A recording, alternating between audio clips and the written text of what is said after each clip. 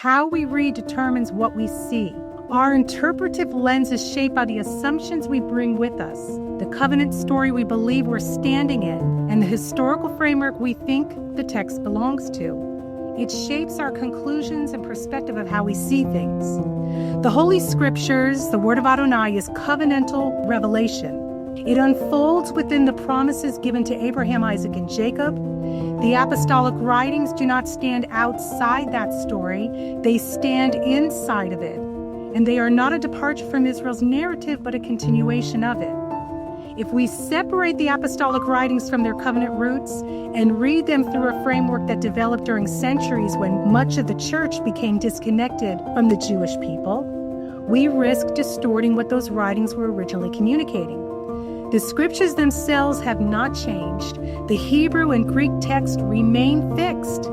But every translation involves interpretive decisions, and every reader brings a framework to the text. The issue is not whether scripture is trustworthy, it's whether our interpretive lens is aligned with the covenant story in which those scriptures were written. When the lens shifts, conclusions shift. And that is why reading with covenant responsibility matters. And then there is something very foundational we must not overlook. It comes from John chapter 17, verses 6 to 8. Yeshua prayed this to his Father. I have made your name known to the men of this world that you gave me. He was referring to his Talmidim. They were yours. You gave them to me, and they have kept your word. Now they, the Jewish disciples, have come to know that everything you've given me is from you.